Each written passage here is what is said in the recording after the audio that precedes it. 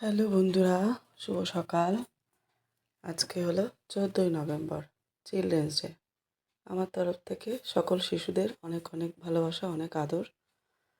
চলো ব্লগটা শুরু করলাম, সবাই দেখতে থাকো। সকালবেলা উঠেই আজকে ভাতের দিকে চলে গেছি, কারণ এগুলো কি সব রেডি করা থাকে আমার রাতের বেলায়। আর ফ্রেশ হয়ে এসেই কিছু কিছু কাজ থাকে, রান্নাঘরে কাজ শুরু করে দিই, কারণ আজকে একটু আগে আগে বেরোতে হবে। তো চলো ভাত বসিয়ে দিয়ে এবার গরম জল, ওর মেডিসিন এসব খেয়ে টেয়ে না এবার চাটা খেয়ে নিই। আর চা খেতে বসে তো নানান রকম প্ল্যান, কথা, গল্প এসব চলতেই থাকে। তোমাদেরও নিশ্চয়ই চলে। এটাই আর কিছু না। বিস্কুটটাও শেষ হয়ে গেছে, আর একটা প্যাকেট ওই জন্য খুললাম, কারণ চা খেতে হবে তো, তাই না? শুধু চা তো আর খাওয়া যায় না সকালবেলা বিশেষ করে। এদিকে মুড়িটাও হাটবার ছাড়া আমাদের এখানে না ভালো মুড়ি পাওয়া যায় না। দোকানে মুড়ি পাওয়া যায় ঠিকই, ওই মুড়ি আর হাটবারের মুড়ির একটা আলাদাই টেস্ট। একদম দুটো দুরকম টেস্ট। মুড়িটা গতকাল বিকেলে শেষ হয়ে গেছে, ওই জন্য আজকে তো আর হবে না। আগামীকাল হাটবার আছে আবার, তখন মুড়ি আনতে হবে। চা দিয়ে মুড়ি খেতে বেশ ভালোই লাগে, তাই না বলো? তো যাই হোক, এই ব্রিটানিয়া টোস্টটাও বেশ ভালো লাগে চা দিয়ে খেতে। বেশ খাস্তা তো বিস্কিটটা, ভালোই লাগে। তো চলো সারাদিন দেখতে থাকো কী কী করি আজকে। যদিও আজকের দিনটা খুব ব্যস্ততার মধ্যেই কাটবে, তবুও যেটুকু পারবো তোমাদের সাথে শেয়ার না করলে ভালোই লাগে না। কারণ তোমরা আমার হাতে দেখতে পাচ্ছ, সকালবেলা উঠেই আজকে পড়েছি। অনেক দিন ধরে বেশ পড়তে ইচ্ছে করছে, সময়ের ইয়েতে পড়া হয়ে ওঠে না। এই পড়ি কখনো খুলি, এরকমভাবেই আর কি চলে। হ্যাপি চিলড্রেন্স ডে সবাইকে, আজকে হ্যাপি চিলড্রেন্স ডে, 14ই নভেম্বর। ঠিক আছে, জওহরলাল নেহরু প্রথম প্রধানমন্ত্রী, তার জন্মদিন। তিনি শিশুদের খুব ভালোবাসতেন বলেই 20 নভেম্বরের পরিবর্তে 14ই নভেম্বর শিশু দিবস পালন করা হয়। তো চলো আজকে সকল শিশু, সকল ছোট ছোট ছেলে মেয়েদের অনেক অনেক ভালোবাসা। সবাই ভালো থাকো, সুস্থ থাকো, সবাই অনেক বড় হও, সবাই সবার লক্ষ্যে পৌঁছাও, মন দিয়ে পড়াশোনা করো, সঠিক পথে এগিয়ে যাও। আজকে ব্লগ শুরু করলাম, সবাই দেখতে থাকো শুরু থেকে শেষ পর্যন্ত, সবাই সাথে থাকো, একবার স্কিপ না করে সবাই একটা করে লাইক দেবে। Good morning, welcome back to my channel. আশা করি সবাই ভালো আছো, আমরাও ভালো আছি। আজকে অভিনব স্কুলে যেতে পারলো না, কারণ একটু উঠতে দেরি হয়েছে, আর অনেক রাতে পড়ে শুয়েছে, ঘুম থেকে উঠতে পারছে না। 2-3বার ডাকার পরও আর জোর করিনি, কারণ 11:30 ছুটি, এসে আবার যেতে হতো, কারণ 3টে থেকে পড়া, কারণ স্কুল আর পড়া টিউশন সব ওর একই জায়গায়। কষ্ট হয়ে যাবে, 18 তারিখ থেকে আবার পরীক্ষা, তাই না? ওই জন্য থাক, আজকে বাড়িতে বসে পড়াশোনা করো। ওই যে বসে গেছে। চলো বাই বাই, আবার পরে দেখা হচ্ছে, সাথে থাকো।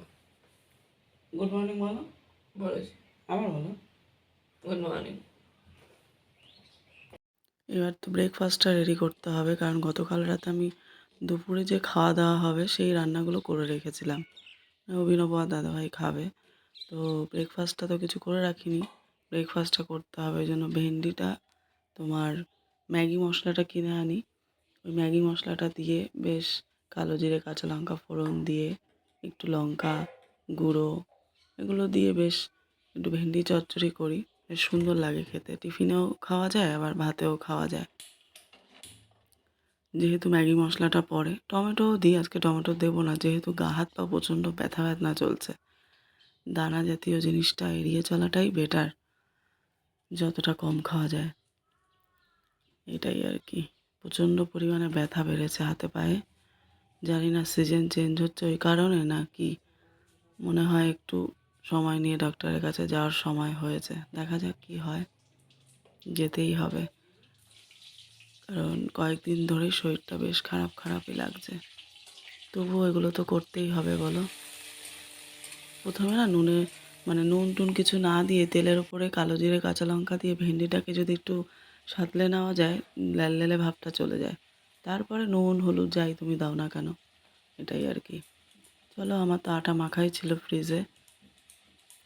অভিনব রুটি খাবে আর দাদাভাই পরোটা খাবে, আমি অল্প করে একটু ভাতই খেয়ে বেরোবো। একদম 2 চামচ ভাত। বেশি ভাত সকালবেলা খেতেও পারি না, কারণ ভাত খাওয়া তো অভ্যেস নেই সকালবেলা, শুকনোই খাই। কিন্তু যেহেতু আবার আমি যদি আটা কিছু খেতে চাই, আবার কিছু মাখতে হবে। সময়ের অভাব, আজকে একটু ফাস্ট বেরোতে হবে। ওই জন্য বাদ দিলাম যে একটু ভাতই খেয়ে নেবো অল্প করে, কোনো অসুবিধা নেই। অ্যাডজাস্ট করতে হবে, তাই না? যখন যেরম তখন সেরকম। অ্যাডজাস্ট তো মেয়েদেরই করতে হয়, বলো? বিশেষ করে ঘরের গৃহিণীদের সবাই যা চলে তাকেও সেটাই চালাতে হয়। এই দেখো সকালবেলা উঠে যে যার কাজে ব্যস্ত, বুঝেছ? একরাশ কেচে দিয়ে ছাদে চলে এসছে। তাই করতে গিয়ে ছাদে কতক্ষণ সময় কাটিয়েছে গাছের সাথে, আবার এখন বারান্দায় যেগুলো আছে ব্যালকনিতে সেগুলোর সাথে, মানে সেগুলোকে পরিচর্যা তো করতেই হয়। এগুলো বেশিরভাগ দাদাভাই করে, যার জন্য সকালবেলা ছাড়া তারা টাইমও হয় না, আর দুপুরবেলার দিকে কোনো দিন। তো ব্রেকফাস্ট দিয়ে দিলাম, পরোটা, রুটি, চচ্চড়ি, আর মিষ্টি। একটু প্রোগ্রাম আছে, একটু সেজে গুজে যাওয়া। চলো ডিনার বাড়িতে গিয়ে পড়েছি। চলো সাথে থাকো। সব ব্ল্যাঙ্কেট বের করে রোদে দেওয়া হয়েছিল,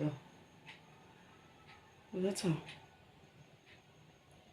একখানি জামা কাপড়, এগুলো এখন গুছাবো। ঠান্ডা হয়েছে, এগুলো আবার গুছিয়ে নিই। অভিনব তো পরে এখনও আসেনি, তো চলো আসতে দেরি হবে, গুছিয়ে নিই।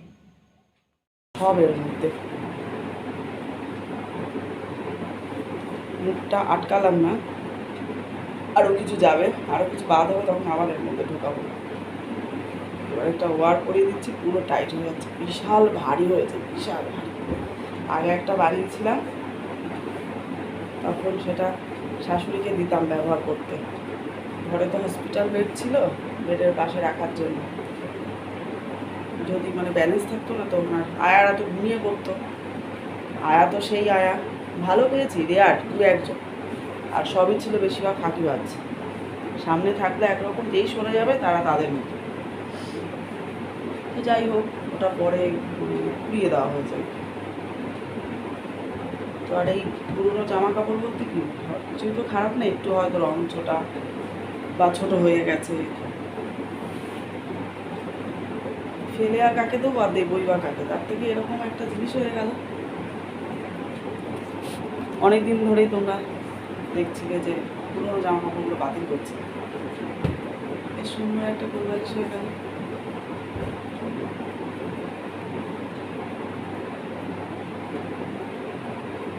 আমি আগেও একটা করেছি, সেটা তো আরও বিভৎস ভারী ছিল, কারণ তার মধ্যে জিন্সের প্যান্ট ফ্যান্টগুলো সব ঢুকিয়ে দিয়েছিল, ওই জন্য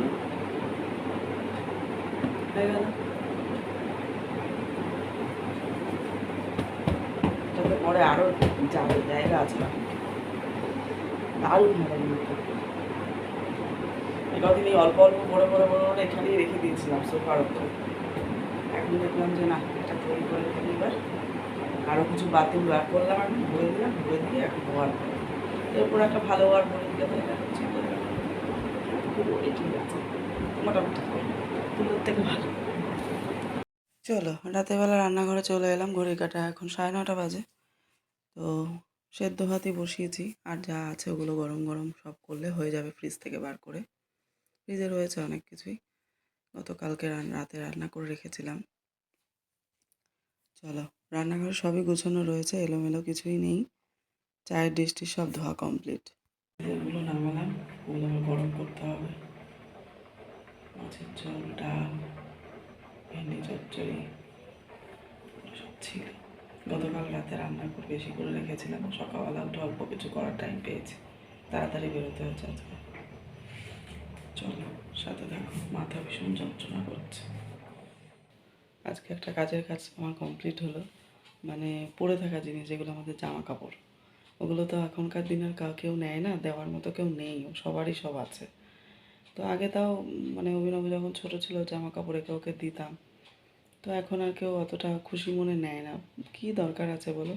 ওগুলো দিয়ে একটা জিনিস তৈরি হয়ে গেল আমার, কোলবালিশটা বেশ ভালোই হলো, প্রয়োজনও হয়, বোঝাও যাবে না কিছু, আর জিনিসটা একটা কাজে ব্যবহার হয়ে গেল। এটাই ভালো হলো না বলো?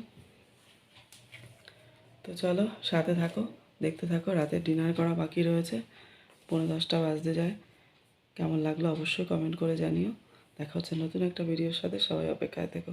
সবাইকে অনেক অনেক ভালোবাসা, শুভেচ্ছা, গুড নাইট জানিয়ে আজকে ভিডিওটা শেষ করছি। সবাই ভালো থেকো। সবাই কমেন্ট করো কেমন লাগলো। কেমন ছোট্ট ভিডিও, বেশি বড় করলাম না আজকে। টাটা।